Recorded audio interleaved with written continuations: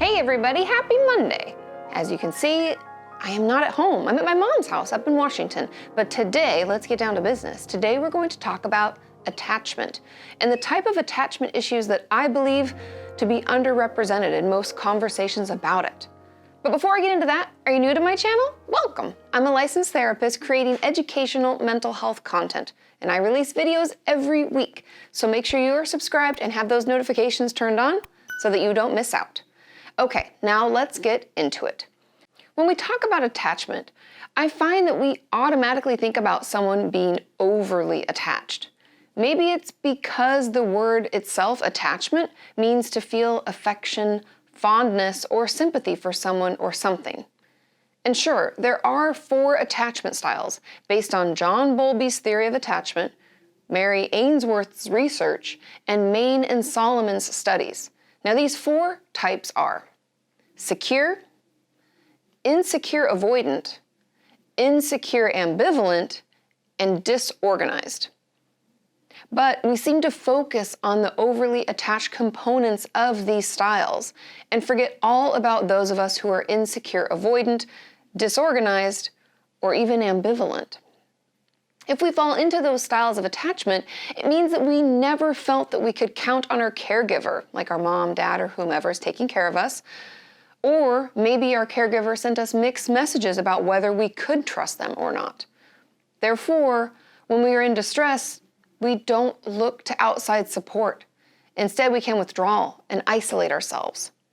Many of my patients who have these styles of attachment will state that they can only count on themselves, believing that others will just end up letting them down. Or they're too afraid of being hurt, and that it's better to not count on anyone else.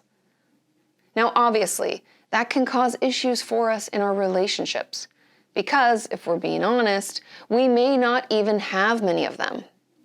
If we've been isolating for years and years and pushing everyone away, we may not have any close relationships, which we all know can make any mental health issues we are having so much worse.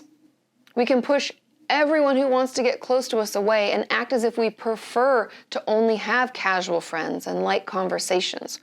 Or if we are in a more disorganized category, we can go from wanting people around to wanting to be left alone in a matter of seconds. The thing that I've noticed throughout my time online and in my practice is that even if we are the type to push people away or act like we don't want them there, we actually do. We all need human connection and can struggle with dark thoughts when we are alone all the time. Now, obviously, this doesn't account for those of us who truly enjoy being alone and don't like to be around anyone, like those of us with schizoid personality disorder. Although, just to be honest, the percentages of people with schizoid is really, really low. It's one of the least common mental illnesses. But I think if we're all being honest with ourselves, if we did have people who were kind and supportive around us, we would want them there fairly often. But many of us haven't had people like that in our lives, and therefore feel like we can't trust anyone. And I think we can all agree that that makes sense, because if everyone in our lives, starting with our parents or caregivers, has been total shit and treated us badly, why would we want to be around people? We wouldn't. We don't have any evidence to support the belief that having friends and family is a positive thing. And that's really what we have to work on. We have to work on changing our thoughts and faulty beliefs that everyone is bad and we can't trust them to be there for us. And I don't want you to think that you're wrong and how you've been acting for most of your life is bad or anything like that. I want you to know that it's normal, valid, and in many ways has helped protect you from more pain and suffering. But as we get older, move away from our terrible parents or caregivers and begin our own life, those old coping skills or protectors aren't needed in the same way. Or they could possibly be ruining our current relationships. And that's why I believe that we will need to challenge those automatic thoughts that people can't be trusted and figure out a new way to judge whether we should let someone in or not. Does that make sense? Because some people don't deserve to be trusted, but a lot of others do. And since we didn't get to learn that in a healthy way growing up, we're going to have to do that now. But don't worry, There are ways to get this started. And the first, you probably knew this was coming, to be a detective. You know how much I love being a detective. But when it comes to healing from our attachment issues, we can't just trust our automatic thoughts or urges to push people away. We have to look for evidence that we can't trust them. Have they told us that they would show up and they didn't? Have they been inconsistent with their communication? If you don't have any facts to back up your thoughts about it, then I think it's safe to keep getting to know them. And remember, it's not black and white. You don't push people away or let them all in. You slowly spend time, have good conversations, and get to know one another. And slowly but surely build trust and intimacy. My next tip is to start therapy. Since attachment issues can easily be connected to past trauma, working with a trauma specialist can really help. They can assist us in putting together what we therapists call a trauma narrative, which I know doesn't make sense, and I had to decode it in a previous video. But what it is a story about the trauma, as if you were telling it to someone who wanted to know what happened.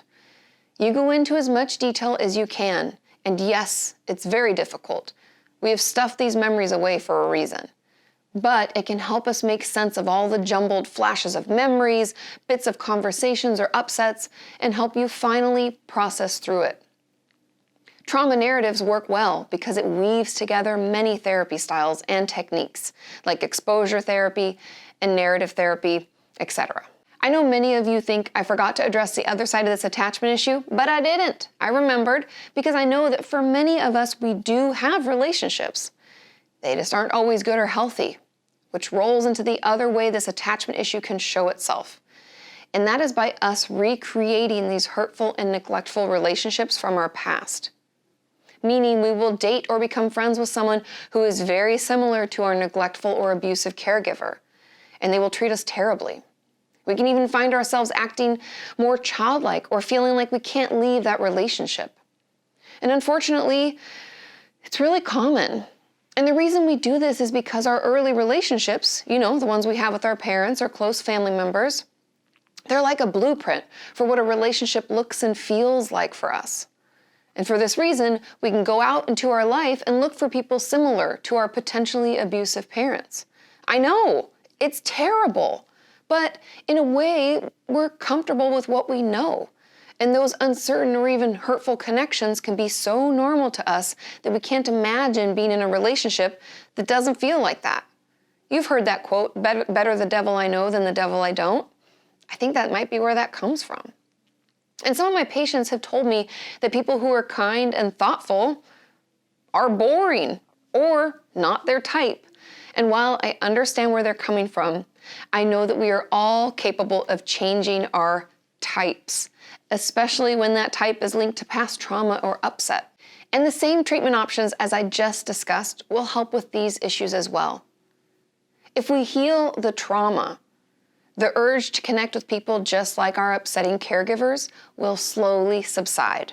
And in the meantime, you can check your facts to see if someone is actually worth being in a relationship with. Do they remind you of your mom or dad? Does something about them seem super comfortable or familiar?